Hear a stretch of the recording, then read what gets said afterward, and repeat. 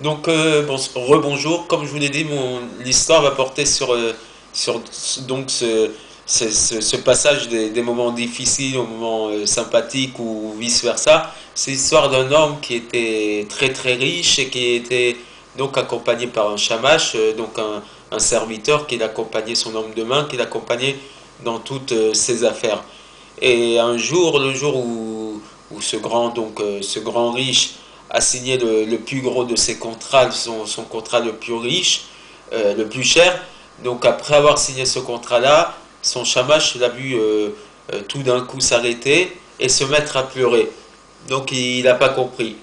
Et quelque temps après, la roue a tourné et de très très riche, cet homme est devenu très pauvre au point que le riche, c'est le shamash qui est devenu un homme d'une grande richesse.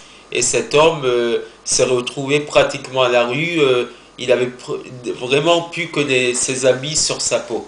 Un jour, son shamash l'a vu un jour rentrer dans sa ville et il a décidé de le suivre pendant quelques heures pour savoir ce qu'il allait vivre. Et donc il a vu rentrer dans un bain public, il a commencé à se déshabiller pour se laver dedans, puisqu'il n'avait même plus de maison dans laquelle prendre ses bains, se laver. Et au moment de sortir, il s'est rendu compte qu'on lui avait volé les habits qu'il portait sur sa peau, donc ses derniers habits, on lui avait volé pendant qu'il était dans ce bain public. Et en sortant, il s'est retrouvé donc même pas avec de quoi s'habiller pour repartir. Et là, son shamash l'a vu en train de rire. Et donc, il s'est tourné vers lui, il lui dit, tu te rappelles de moi, j'étais ton shamash, et j'ai véritablement deux questions à te poser. Comment ça se fait que le jour où tu as signé le plus gros de tes contrats, tu t'es mis à pleurer, et là aujourd'hui où tu te retrouves avec plus rien, même plus d'habits pour t'habiller, tu t'es mis à rire. Alors il lui explique, le jour où j'ai signé mon plus gros contrat, je me suis dit que je ne pouvais pas être plus riche que ce que j'étais ce jour-là, et donc j'ai pleuré par rapport à l'avenir, parce que l'avenir allait fatalement me faire tomber, me faire descendre au niveau de mes biens. Je ne pouvais pas être plus riche que ce que j'étais que ce jour-là. Et aujourd'hui, où je me suis retrouvé même sans même plus d'habits pour lequel m'habiller, je me suis mis à rire, parce qu'aujourd'hui la roue va fatalement tourner, je ne peux pas descendre plus bas, je suis obligé de remonter la pente, donc c'est pour ça que je me suis réjoui. Et finalement, je pense que c'est un peu le sentiment qu'on peut avoir face à tous les événements de notre vie.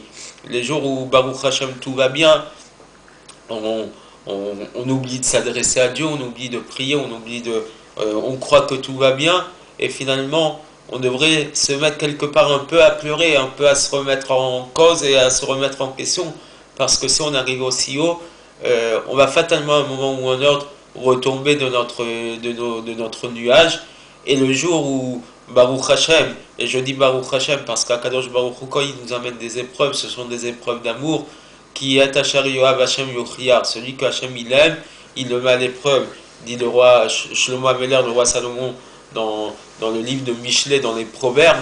Et donc finalement, Akadosh Baruch Hu, il nous donne Mida Kenegad Mida, mesure pour mesure, il nous donne toujours des moyens, que ce soit positif ou négatif, pour se remettre en question, pour se remettre en cause. Et finalement, c'est pas quand tout est bien, quand tout semble bien que les plus grandes réjouissances sont présentes. Et c'est pas quand les épreuves sont les plus importantes qu'il faut être dans la tristesse et dans la peur, dans l'angoisse, parce que finalement, c'est pas nous qui voyons véritablement les choses, à quel niveau elles se situent. Et l'histoire nous le montre bien. Mitzapon Tepatachara, c'est du nord que vient le mal. Ouais.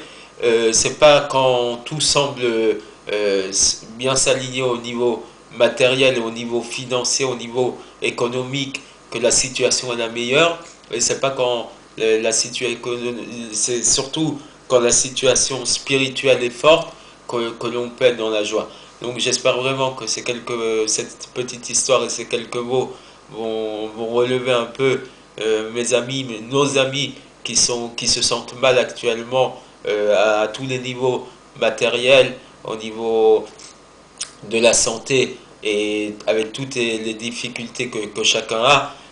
soyons assurés qu'Akadosh Baruch Hu va nous permettre à tous de nous relever et nous ramener vers quelque chose de beaucoup plus beau. Shavua Tov et Chodesh Tov, bon mois d'Adar, et tous véritablement dans la joie et dans la joie du troisième Beth Amikdash reconstruit. Shavua Tov et à la semaine prochaine.